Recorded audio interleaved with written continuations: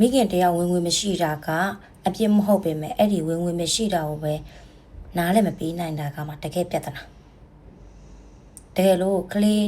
မိခင်ဖြစ်လာပြီဆိုလို့ရှိရင်ဝင်ဝင်မရှိဘူးစိတ်ပင်စည်းမှုတွေခံစားနေရတယ်ဆိုလို့ရှိရင်ဒါလေးတွေကိုရင်လောက်ကြည့်ရမယ်အရင်ဆုံးကိုကာကွယ်တတ်ရမယ်ကိုကာကွယ်တတ်ရမယ်ဆိုတဲ့အနေအထားမျိုးမှာကိုအလုံးဝအဖြစ်မတင်ပါနဲ့ဒီကလေးမွေးလိုက်လို့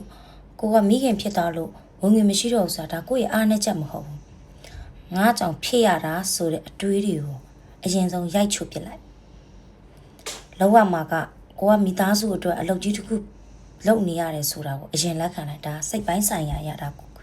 ကိုရဲ့အင်အားဖြစ်စေရပေါ့နော်နောက်တစ်ခုကကြတော့စကားပြောရမယ့်အချိန်ကိုမှန်မှန်ကန်ကန်ရွေးချယ်ရမယ်ဘယ်လိုအချိန်ဒီမှာစကားမပြောသင့်လဲဆိုတော့စိတ်တူနေတဲ့အချိန်ကိုအပြစ်တွေအရန်တင်နေတဲ့အချိန်လူရှိသူရှိတယ်အဲ့ဒါတွေကိုရှောင်ရမယ်အေးစစ်ဖြစ်တယ်ဆိုတဲ့အချိန်ကြမှာကိုယ့်ရဲ့ခံစားချက်တွေကိုပြောပါဥပမာပေါ့ကလေးနဲ့အိမ်ကိုတနေ့လုံးကြည့်နေရတာကြောင့်ငါရဲ့စိတ်ကြီးအယမ်းပင်ပန်းနေငါ့ကိုအပြစ်တင်တဲ့စကားတွေကြားလို့ရှိရင်ငါပို့ပြီးတော့ရင်နာရတယ်အပိစကားလေးတော့ငါ့အတွက်နည်းနည်းလိုအပ်တယ်ဒီလိုပြောတာကရန်ဖြစ်ချင်တာမဟုတ်ဘူးနားလေစေချင်တာဖြစ်ပါတယ်ဒါနောက်တစ်ခုကကြတော့အကန့်အသတ်သတ်မှတ်လိုက်ပါဘယ်တိုင်းထားဒီကိုပြောမယ်ဆိုတဲ့ဥစ္စာဒါအရေးကြီးတယ်ဆဲတာတွေအပြစ်တင်တာတွေတန်မိုးမရှိအောင်ပြောတာတွေအဲ့ဒီအရာတွေကသိခံရမယ့်အရာတွေမဟုတ်ဘူးเนาะ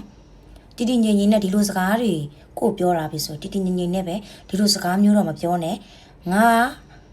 နားတယ်ဆိုပြီးတော့တစ်ခါလေးပြောလိုက်မပြောပဲသိခံနေတဲ့၍သူ့ဘက်ကရပါတယ်လို့ထင်သွားနိုင်တယ်နောက်တစ်ခုကကိုယ့်ဘက်ကအထောက်ပံ့တစ်ခုကိုရှာထားရမယ်တယောက်တည်းမနေနဲ့ကိုယ့်ကိုယုံကြည်တဲ့မိခင်မောင်နှမတွေဆွေမျိုးသားချင်းတွေ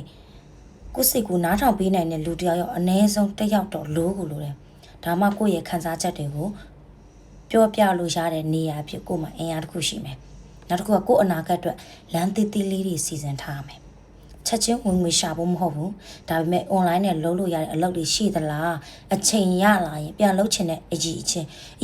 ကိုမှရှိပြီးသားဒါပေမဲ့ကိုမျှော်လင့်ချက်ရှိအောင်လမ်းတစ်ခုဒီလိုစိတ်ထဲမှာငါမှလည်းရွေးချယ်ခင်ရှိတယ်လို့သိနေရတာကခွန်အားဖြစ်စေတယ်ဒါနောက်တစ်ခုကတစ်ချက်လေးတော့တိတိကျကျ